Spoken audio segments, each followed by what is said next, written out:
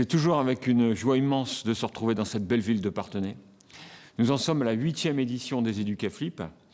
Les EducaFlip, c'est quoi? C'est le rendez-vous du monde de l'enseignement avec le monde du jeu. On y découvre des jeux qui potentiellement peuvent apporter, faciliter notre tâche d'enseignant dans notre quotidien.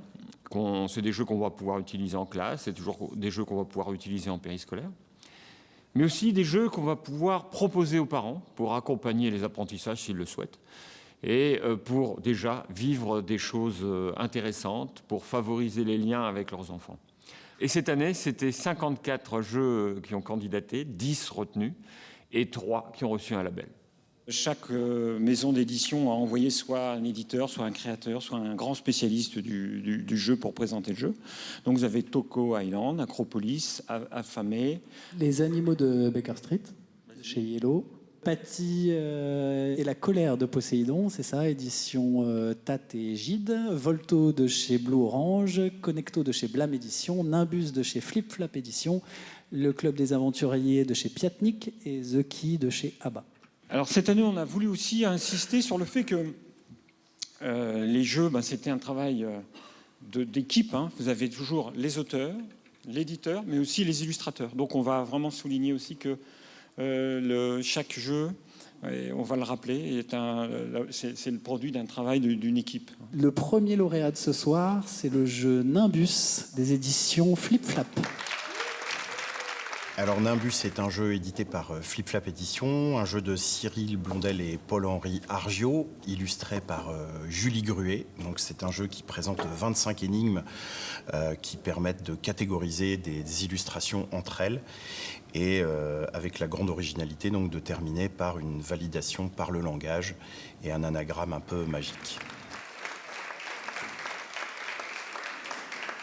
Donc Paul-Henri et moi-même, donc effectivement 2 auteurs qui se sont rencontrés à Cannes l'année dernière, voilà, puisque Paul avait adapté aussi en partie Ricochet pour ses élèves dans son école. Et merci à vous d'avoir vu l'intention qu'il y avait derrière, parce que nous en fait c'est parti d'un coup de cœur qu'on a eu avec Céline sur Ricochet, qu'on a adoré, et en fait on est tous les deux enseignants en Ulysse, et du coup on s'est dit on adore les associations d'idées, on a pris un plaisir énorme, mais comment on fait pour partager ça avec nos élèves? Et donc en fait on a construit le jeu avec eux, ils ont fait leur grille, ça a fait son chemin, et puis la rencontre avec Cyril, ça a été génial de travailler avec lui, de travailler avec Julie. Donc merci à tous et j'espère que ça vous plaira de le découvrir. Je voulais juste préciser qu'on remet 3 labels ce soir, il n'y a pas le premier, le deuxième, le troisième. Voilà. Notre prochain lauréat est Toko Island. Alors voici Toko Island. Nous sommes les auteurs, Marie et Wilfried Faure.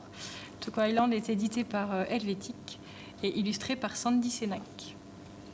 Donc c'est un jeu coopératif et évolutif dans lequel on incarne une équipe de chercheurs de trésors qui sont missionnés par des scientifiques pour aller trouver 10 trésors. En fait, ces 10 trésors, ils sont ici. On a aussi sur notre bateau des outils qui vont nous permettre d'aller rechercher sur cette île. Et la particularité matérielle de cette île, c'est qu'elle est en plusieurs niveaux. Donc voilà, on va avoir vraiment l'impression de creuser pour aller chercher les trésors que l'on recherche. Ça nous fait d'autant plus plaisir que c'est un jeu qu'on a développé avec Helvétique. On l'a étoffé exprès pour qu'il soit rejouable à l'infini.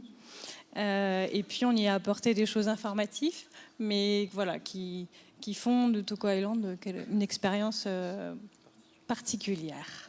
Justin, merci. Merci beaucoup.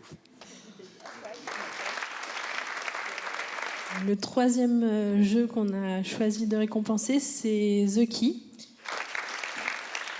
Voici le jeu The Key, un jeu de Thomas Singh, illustré par Tim Grabbing, qui est édité par ABBA.